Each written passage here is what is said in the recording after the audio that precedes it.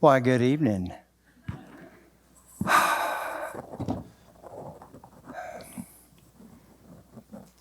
You know, she deserved better than this stable.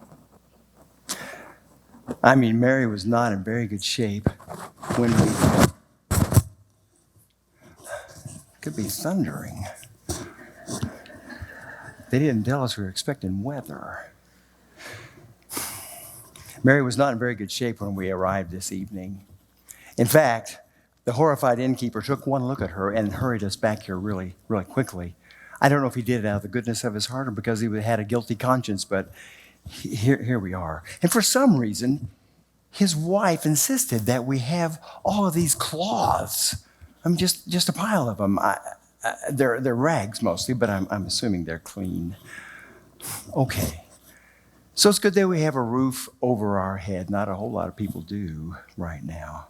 And it's also, it's not too cold out here. And at least there's not a whole gaggle of sheep tenders standing around gawking to see what's going on. But it is dark. I've noticed it's really dark out here. We could use some more light. You know, life used to be normal. I had a plan, and I worked hard. I had a job, and I tried to be decent and honest with my customers, and I was engaged to a nice Jewish girl. Now we are a long, long ways from home. Yeah, the trip from Nazareth to Bethlehem was a tough one. You know, pregnant wife on a donkey and all. But here we are. And Mary, she's pretty uncomfortable. I suspect she's about ready to give birth to that baby any moment. I can't imagine. Can you imagine? This is a fine way to welcome a tiny baby into the world, into this bleak place. I suspect that the first impression that little one is going to have is the smell of manure. And it's going to be, stench from the garbage behind the inn. It's going to be donkey breath. It's going to be just nastiness. Well, I guess this is just where we are. And this is going to be his cradle. It's a pretty tiny little thing. I guess only little lambs use it. But it looks like it's about on its last legs. I could have done better. In fact, I did do better. A cradle worthy of him is back home in Nazareth, built with my own hands. But this is going to have to do. Right now, my whole focus is on Mary. I need to take care of her and make sure she's okay. It's a funny thing. All she asked of me was that I build her something that she could hang these clothes on once they've been washed. I mean, I'm assuming that she's thinking there's going to be a lot of laundry. I suppose that comes with a baby. Well, I don't know how long we're going to be here, and I told her I could probably throw something together. I mean, that's what I do. I put things together. So I found some scrap wood out back, and I've sort of knocked something together. And, I think it's just going to have to work. It's a strange path we've traveled. I didn't really know Mary. I mean, I knew of her. I knew that a long time ago, her father and my father decided we should get married. But only within the last year did we start spending any time together. And, well, hey, I'm not a bad catch. I know I'm not Mr. Excitement. I'm, steady. Okay, boring. But I do have a trade. My father taught me carpentry. It's the family business. And everybody knows that my lineage can be traced all the way back through King David himself. In fact, all the way back to Abraham. You've heard that lineage. Abraham, Isaac, Jacob, Judah, Perez, Heres, Ram, Amminadab, Nahshon, Halmon, and then Boaz, Jesse, Obed, Jesse. I memorized that once. Boaz, Obed, Jesse, King David, King Solomon, and then Rehoboam, and then all the other kings, and then right on down through the exile, and then their return, and Shealtiel and Zerubbabel. They're all my relatives. Back in the day, when I used to walk back and forth to synagogue school, I passed in front of Mary's house. And her mom would watch as I went by, and she would shrug her shoulders and say to the neighbors, that boy, we could do worse. I don't know why she spoke with a Yiddish accent, but that's where it is. Well, the fact of the matter is we had just become formally engaged when word came that we were going to have to go to Bethlehem, my family home, and there register for the tax census. I'm going to tell you that was hard. That was a rough time because, I would be out of work. We had no idea when we might return, and we didn't really know when we'd be able to formally get married. It was a dark time. I think in spite of the joy we felt, that there was just a dark cloud that hung over us. In fact, I think the dark cloud was sort of all over the world. To make matters even a little more strange, while we were still getting ready, Mary disappeared. She mysteriously disappeared. I had no idea where she went. She was just gone for several months. She never told me. I asked her mom. Her mom said she'd gone to see the old priest Zacharias and his wife Elizabeth. And I thought, well, okay. I assume she's gone to touch base with friends and family and maybe to get a little sense of normal before everything changed. Little did I know how abnormal things were going to become. So I was working in my shop on the day that she returned home, and that afternoon she came to see me. I was busy and kind of distracted, but I saw her coming and I watched her. She came down the path, and I noticed something different. She looked rounder, and she had a look on her face. And then Mary, my sweet, beautiful, innocent bride-to-be, comes up to me. Her hands were clenched. Her mouth was opening and closing just a little bit as if she were searching for the words to say. She walked up to me and touched my arm. She said, "Joseph, I have to tell you something." I said, "Yes, I'm listening. And I'm still working on my project." She says, I went to see Elizabeth, and she's expecting a baby. Well, that's nice. I'm guessing Elizabeth is pretty old by now. She is pretty old, and she's doing pretty well. And she was really glad to see me because I'm so glad she was glad to see you. She probably doesn't have a whole lot of years left in life, and she's going to have a baby? Old Elizabeth is going to have a baby? How did that happen?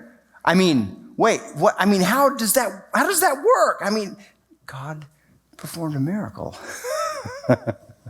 Well, I guess it had to be a miracle. His wonders never cease, even if they don't always make a lot of sense. Joseph, that's not the only miracle that God performed. I know. The sun came up this morning and it seemed a little brighter than usual. That's a miracle. You came back home. That's a miracle. We're preparing and almost ready to move to Bethlehem. That's kind of a miracle. Joseph, I'm going to have a baby. And you know what else? I got work to do. That's a miracle. And old Zacharias, he can still, that's really a miracle. Joseph, I'm expecting a child.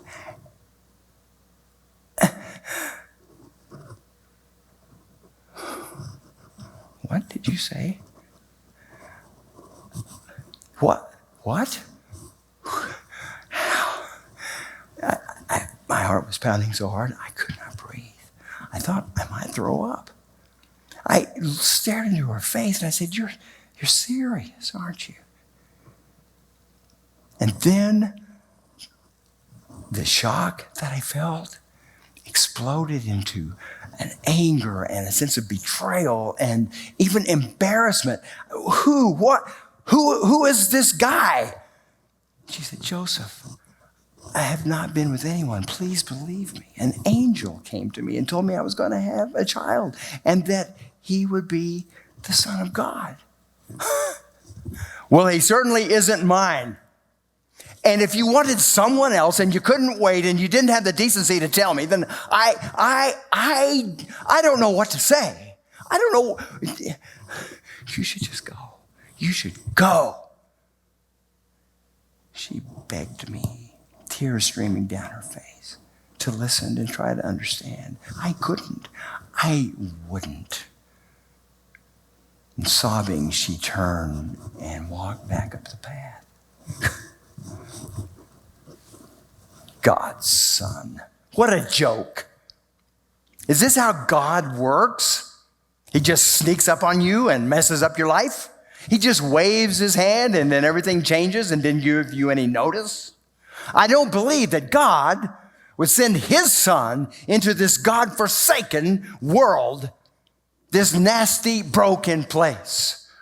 I mean, how could she do this to us, to me? Did her parents know? They would die of shame. You know, I could have told the priests, they would have condemned her as an adulteress. Well, we were betrothed. That's almost married. There's responsibilities and obligations. Apparently, she didn't have any respect for those. I was crazy with resentment and bitterness, and yet it broke my heart because I loved that girl. At least I thought I did. I looked forward to a life with her. Yeah, in spite of the pain and the helplessness that I felt, I didn't want to subject her to any more. She'd been through enough pain and probably sadness and probably fear. I didn't want to subject her to more at that moment. So I sent a message to her. I said, listen, go away. Go back to Elizabeth. She'll take care of you. Go back to her. Have the baby. Do what you need to do. Go on with your life. And let's just forget we ever met. She wouldn't let it go. Still in tears, she begged me to listen. She told me an incredible story of a visit by the angel. She was convinced beyond any doubt that this child that she was carrying was a gift from God. Well, I can't tell you on what level that troubled me. So many different levels. And it almost killed me. I mean, I could not eat. I could not sleep. I couldn't focus on my work, and I begged God, said, please help me understand. Help me know what you're doing here. What's going on? Give me some answers. Show me how to deal with this. And one strange, fitful night, I had a dream. And I'm not lying to you. An angel came to me. Yeah, an angel spoke to me as well. The angel said, Joseph, son of David, do not be afraid to take Mary as your wife.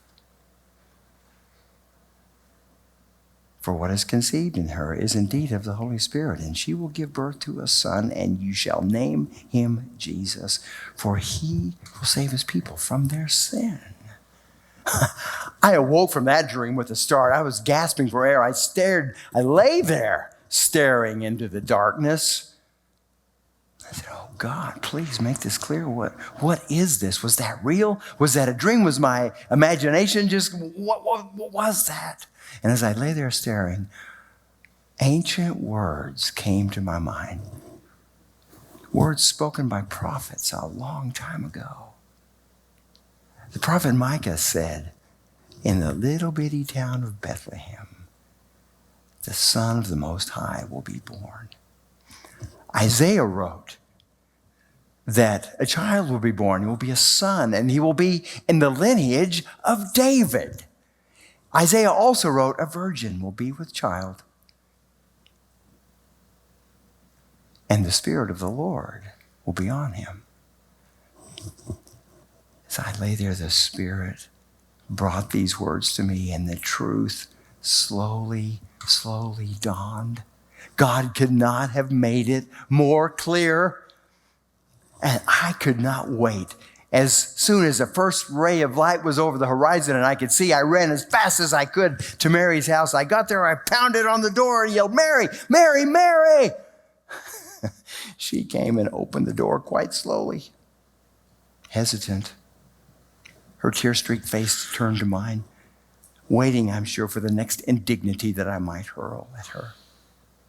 And I stepped forward and I took her round face, soft face in my calloused hands. And I said, "Mary, I believe you. An angel came to me too. Mary, I'm so sorry that I've hurt you.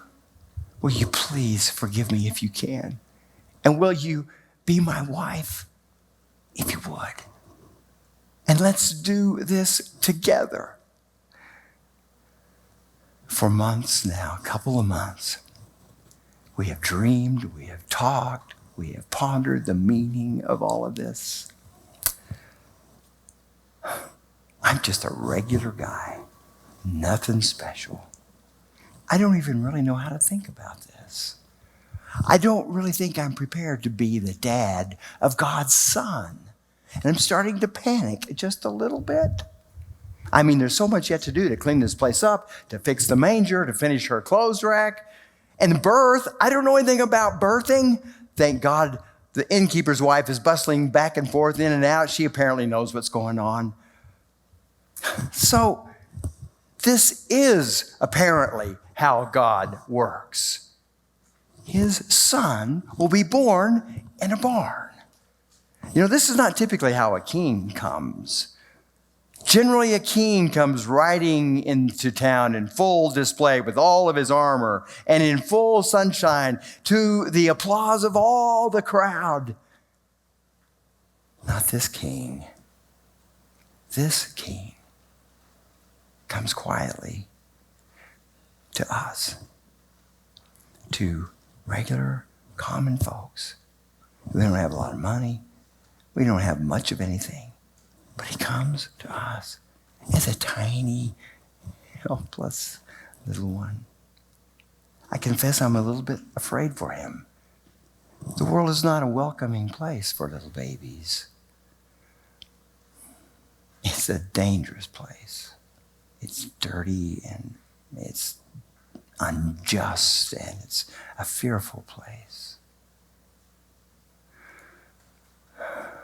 But I will be his dad as best as I can. You know, I'll give him a name. I'll give him a home. I'll teach him a trade. I'll teach him how to be a carpenter. And I will teach him the faith of our fathers. I'll let him know where we came from and what we believe and what we're looking for. But it's his mom who's going to teach him how to live. If he's anything like his mom, he's going to have a faith that will never be shaken, that will run deep.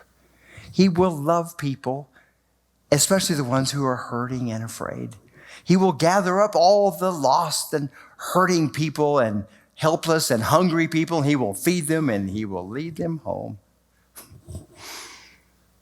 If he's anything like his mom, he will help them see above the cares of this world and to see what matters most in this world.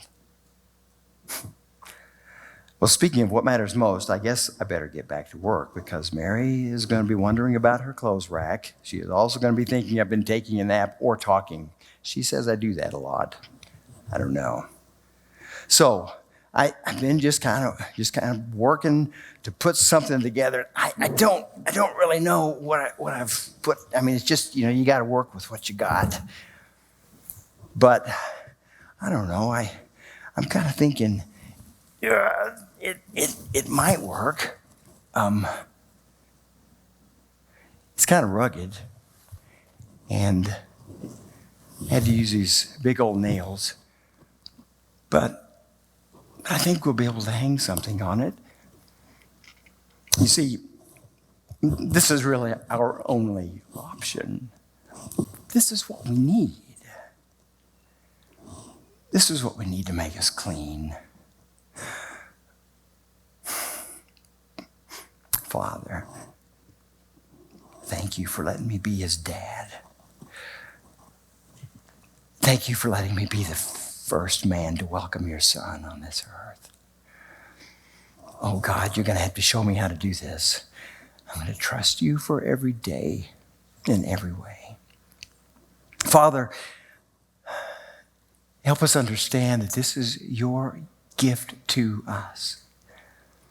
Help us understand that here tonight, your love stoops down, that your love comes down to this hard, old, dark world. Tonight, all the hopes and fears of all the years are met in you right here. Father, I don't know what's in store for him. You do. I pray that you would keep him so close to you. Watch over him, because I won't always be there to take care of him. So lead him to be about your business, Father. And give him the strength and the courage that he needs to go through every day, all the way, to be faithful all the way to the end, ready to do your will.